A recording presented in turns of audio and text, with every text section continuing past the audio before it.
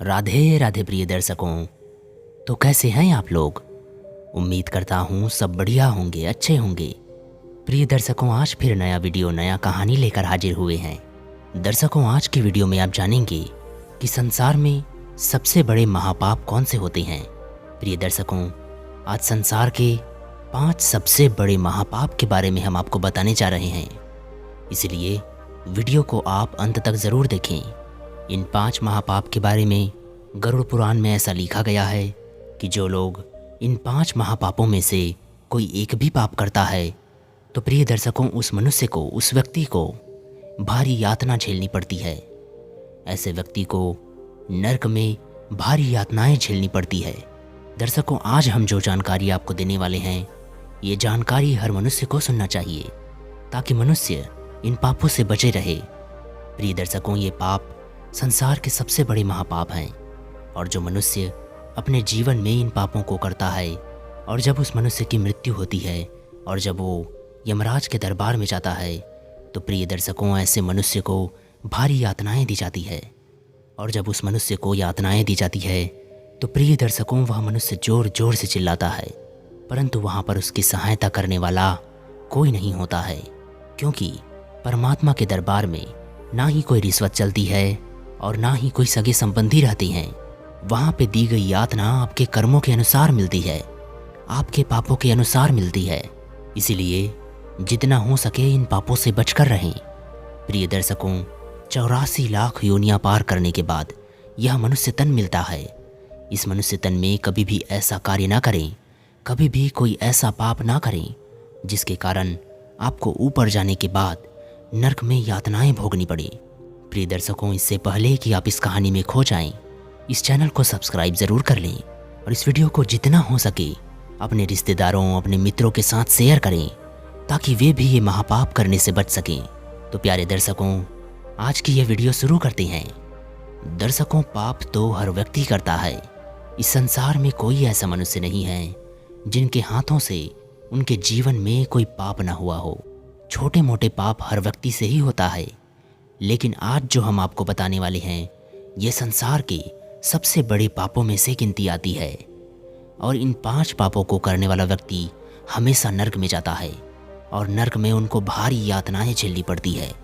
और प्रिय दर्शकों, गरुड़ पुराण में यह तक लिखा है कि इन पापों को करने वाले व्यक्ति का कभी भी भाग्य साथ नहीं देता है, कभी भी नसीब साथ नहीं देता है। और ऐसा कहा जाता है कि जो लोग इन 5 पापों को करने के बाद जब उसकी मृत्यु होती है तो मृत्यु के बाद जब वह धर्मराज के दरबार में जाते हैं तो प्रिय दर्शकों, उन लोगों का फिर से जीवन नहीं आता है।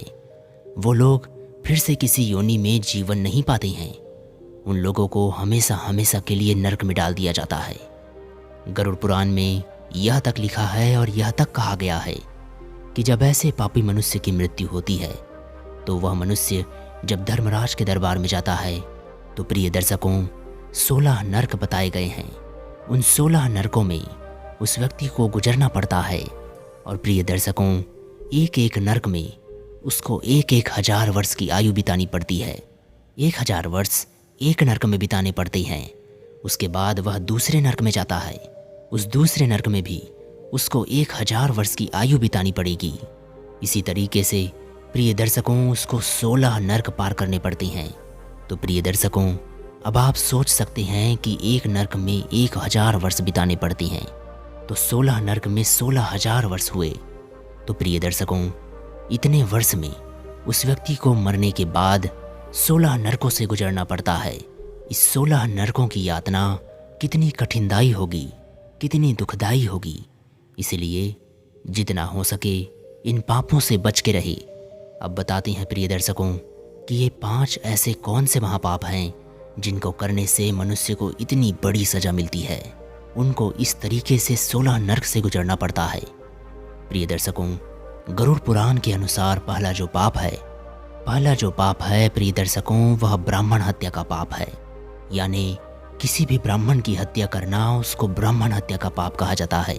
प्रिय दर्शकों, ऐसा कहा जाता है कि ब्राह्मण का जन्म ब्रह्मा जी के मुख से हुआ था, इसलिए ब्राह्मण को सर्वश्रेष्ठ माना जाता है। और शास्त्रों में ऐसा कहा जाता है कि ब्राह्मण को पूजनीय माना जाता है। इसीलिए सबसे पहला महापाप जो होता है वो ब्राह्मण की हत्या करने का होता है। जो लोग ब्राह्मण की हत्या करते हैं वो लोग महापाप के भागी हो जाते हैं। ऐसे मनुष्य को 16 नरकों की यातनाएं भुगतनी पड़ती है। इसीलिए जितना हो सके ब्राह्मण हत्या के पाप से बचे रहें और ब्राह्मणों की जितनी हो सके सेवा करें। प्रिय दर्शकों, अब दूसरा महापाप आता है, वो होता है गौ हत्या का।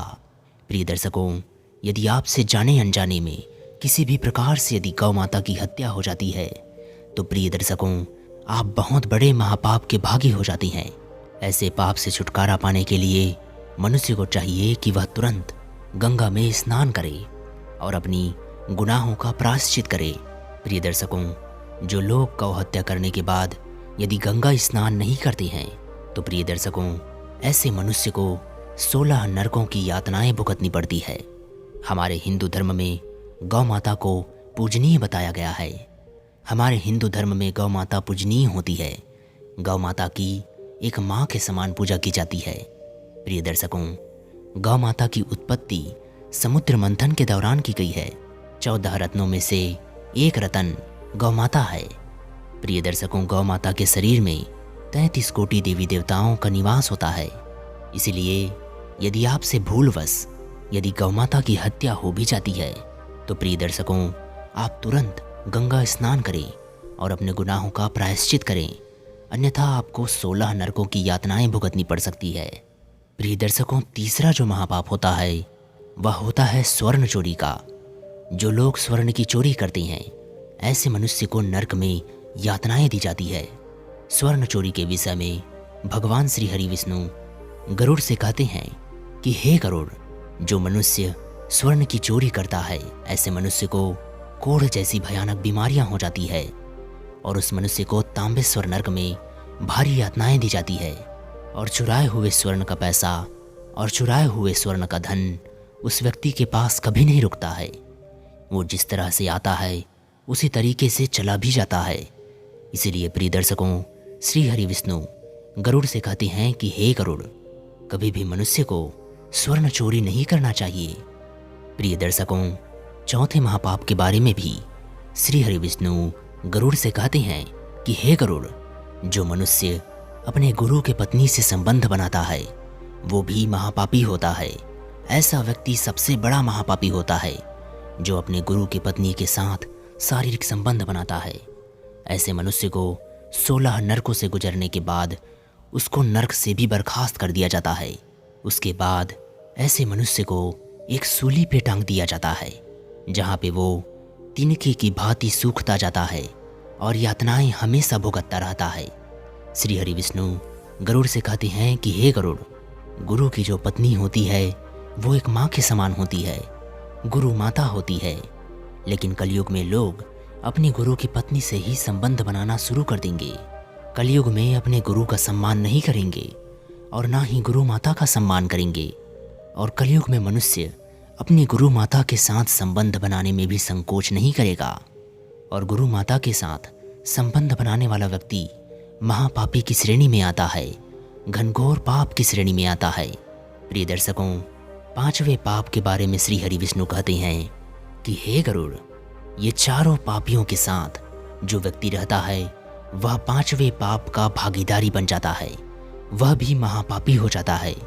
जो मनुष्य इन चारों पाप करने वाले का साथी होता है, उनका साथ देता है, ऐसा मनुष्य 5वें पाप का भागीदारी बन जाता है। वह मनुष्य भी, वह व्यक्ति भी इन चारों पापियों के बराबर ही पाप का भागीदारी हो जाता है। प्रिय दर्शकों, इसीलिए मनुष्य को चाहिए कि इन चारों पापियों से हमेशा दूर रहें। यदि आप फिर से इस पृथ्वी पर नया जन्म लेकर आना चाहते हैं, धर्मराज के दरबार में यातनाओं से बचना चाहते हैं, तो प्रिय दर्शकों, इन पापों से हमेशा बच के रहें। प्रिय दर्शकों, हम उम्मीद करते हैं कि आज की ये छोटी सी जानकारी आप लोगों को बहुत ही पसंद आई होगी और इस जानकारी से आप बहुत ही प्रेरणाएं लेंगे। प्रिय दर्शकों, ऐसी ही जानकारियां सुनते रहने के लिए हमारे इस चैनल को सब्सक्राइब करें और अपने दोस्तों और रिश्तेदारों के साथ इस वीडियो को जितना हो सके शेयर करें ताकि वो भी इन महापापों को करने से बच सकें। प्रिय दर्शकों, आज के लिए बस इतना ही। मिलते हैं आपसे अगली कहानी में। तब तक के लिए अपना ध्यान रखें और अच्छे कर्म करते रहें। जय श्री हरि विष्णु।